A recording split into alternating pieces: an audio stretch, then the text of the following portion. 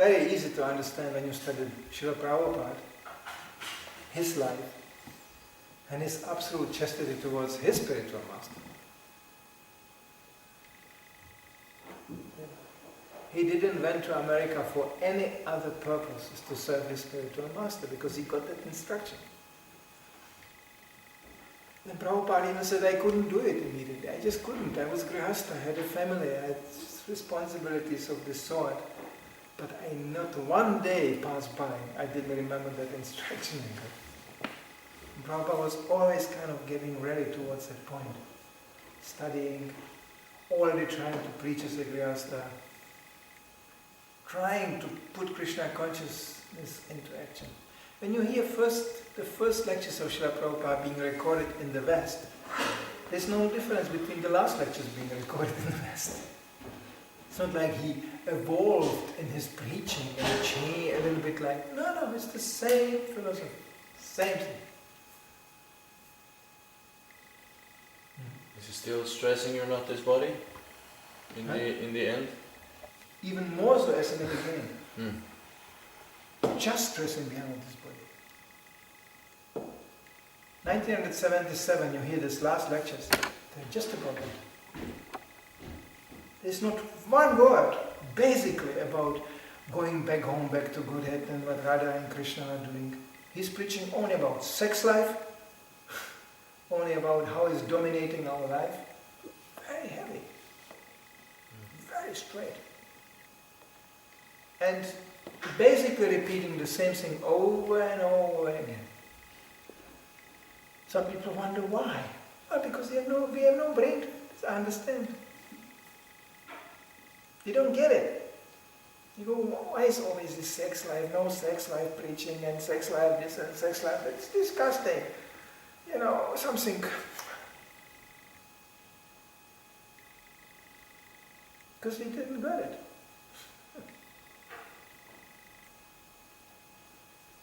I remember having one quite big program in Finland in one Grihastha family.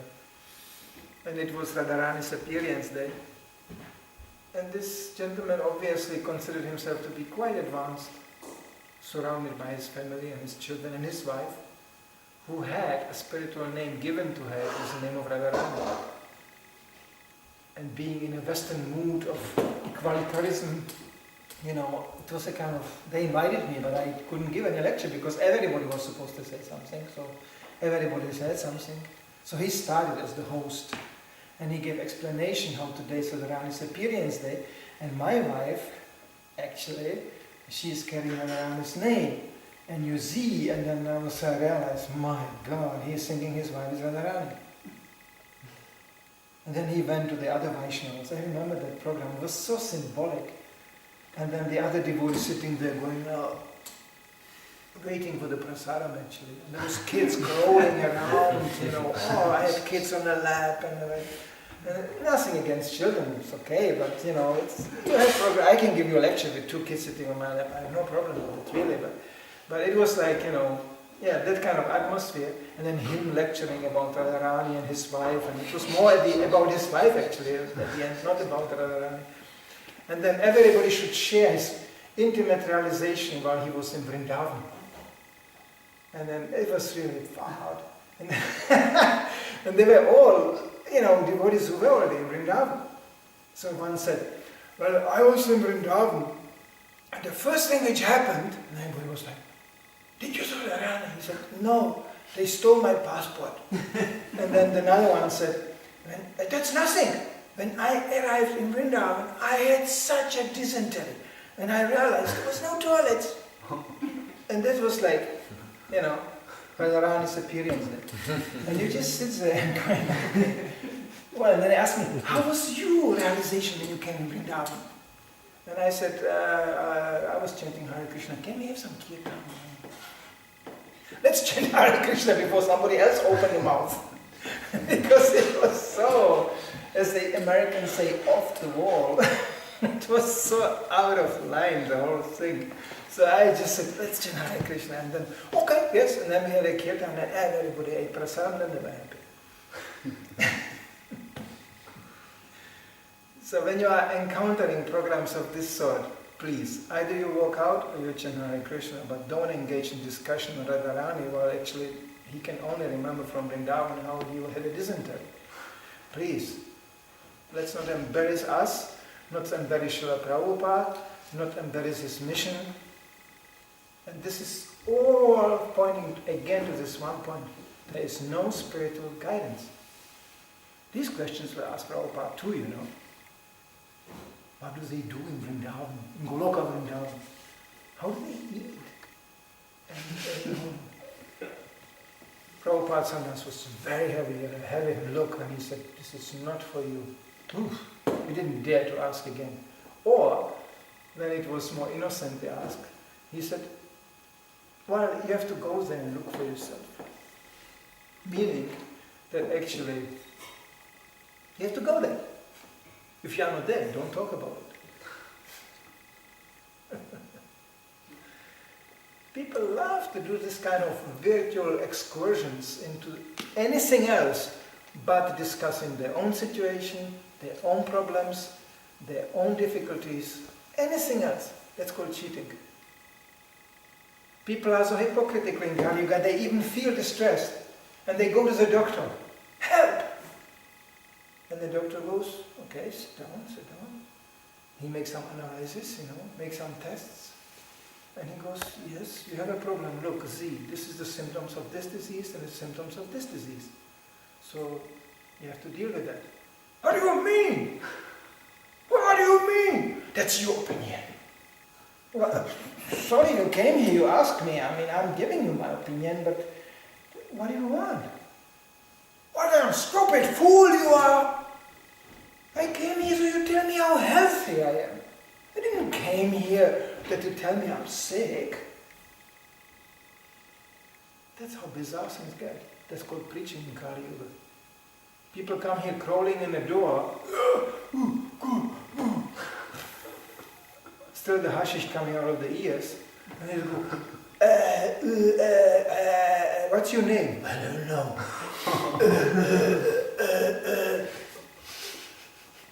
2 weeks later, they are like, big time, the next Acharya on the line. Hey, Guru Parampara, and the last link, that's me. Unbelievable. What a hypocrisy. What an ungratefulness. What an arrogance. So let's call Prabhupada it fool's paradise. So therefore there are people coming and going. And going, well, that's only because you didn't realize what you got. You have no value. You cannot understand the value of it. What's the best means of studying the life of Srila Prabhupada? Well, first of all, you read, study what he really did. And you associate with those who are sincerely serving him. That's the way to stay as close as possible to Prabhupada. Like Prabhupada said, the argument is given, how can we really understand Krishna when we are not Arjuna? I mean, he had an easy time, he was standing next to him. You had an easy time, you were standing next to Prabhupada. But how can we understand? No. Prabhupada said, no, you follow the instruction. That's how you understand. I remember myself, even as a new bhakta, being already a few weeks on Sankirtan and distributing books. I remember Sachinanda Das Brahmachari. He's a very outgoing person. He always was like that. So he was sitting in a van and he was reading Krishna book. And he was just, and then Putana came and bang, boom, and he was so excited. And I was like, with my artistic mind, I was thinking, could be still allegorical stories. I mean, somewhere in the back, I was still thinking, it's nice, but I mean, Krishna always winning, and it's kind of, it's just fouled. There was some, not doubt really, but there was some dishabituation to think about things in a relative way. Yeah. But I wanted to be like that. I was thinking, I would also like to be so excited about Krishna consciousness. But by associating with devotees who are like this, well then, and you serve. You serve and suddenly it becomes like part of your life. That's called mercy. We don't have the strength to develop that kind of faith, but Krishna helps in the heart. And it can be also taken away. It can be reversed, the process. By offenses and by nasty habituation, you can go back again up to the point you realize, oh yeah, I was kind of Sankirtana devotee and I was kind of inspired in Krishna consciousness, but I kind of grew out of it. Now I understand things more in a mature way. I think and I realize, I'm big. You don't have to crawl on a floor like this. And you know, I want to be myself. I want to decide for myself. I want to live on my own terms. All this serving and this... You know, I didn't even choose my name. I'm quoting. I'm not playing theater. I'm just quoting. I can give you name, persons and addresses where these people live. They renounce even the spiritual name given to them in an authorized momentum, by an authorized spiritual master. They renounce the name and they go back to the Kami name. Hamsa Das is not anymore Hamsa Das. He's Hans. And Paramahamsa Das, he's not Paramahamsa Das, he's Peter. Then Hans means Peter. Hello Peter, how are you? No more obeisances, shaking hands. We are not anymore devotees, isn't it? We are the strong, self-sufficient people. And the Paramahamsa Das, the Peter goes, good morning, Hans. How are you? What did you do on the weekend? I was on a weekend breaking all the principles again, and I am happy. They kind of hypnotize each other like that. Therefore you see here, you will see it tomorrow also, exhibited through the sanctities. According to the level of consciousness, people come together and they reconfirm their impudence. They reconfirm their arrogance. I'm coming to the Hare Krishna sanctities, but I'm not serving some temple authorities. I'm servant on my own. I'm happy. Yeah. How are you? You're also serving on your own? Yeah. No spiritual authority? No. Are you happy? I'm happy.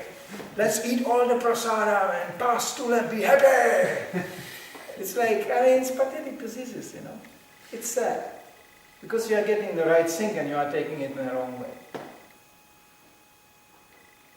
It's like going in a hospital and you walk the corridors in the hospital going, I'm healthy, I'm fine, I'm completely healthy, and you have 40-degree fever, They come, the doctors, and say, yeah. Okay, you want some medicine? No, medicine. Then what are you doing in a hospital? I'm just visiting. I came here to bless you, to make you healthy. Actually, you are sick. I'm healthy. That's how mad it is. There are such institutions, but they have bars on the windows, and the doctors are accompanied by heavy guys like this, who have some kind of jacket, which ties them like this.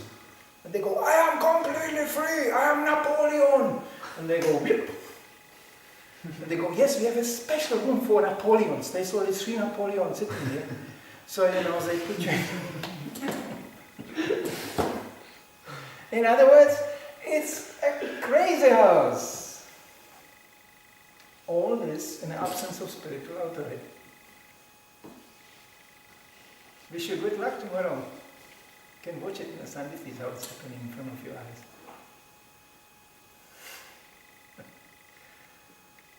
It's sad. It's sad to see. Because the idea was right, the information is right, but it comes in the wrong way. So that's called shooting yourself in your own foot. You go to the army, you get the gun, you get the training, and then you go bang and shoot yourself in your own foot. Then you go, this army is nonsense. I don't believe in this army. Look, I shot myself in my own foot. Yeah, who told you so? You gave me the gun. Yeah, therefore we have to be careful of giving people guns, So we should disseminate knowledge discriminately. Not just like that. Because they will shoot themselves with the very same knowledge in their foot. Even a good person in a wrong position will become the wrong person. And this is what Prabhupada was careful about. He was placing devotees right from the beginning. And he was throwing at them in a preaching field, untrained and unqualified. But there was constant process of learning, constant going on, in practice. Now people learn so many things, but they don't know how to apply these things to themselves.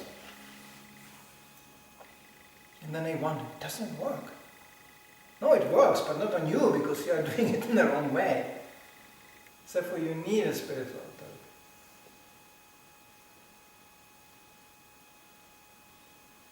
We need Srila Prabhupada. Okay. Srila Prabhupada ki jai. Jai.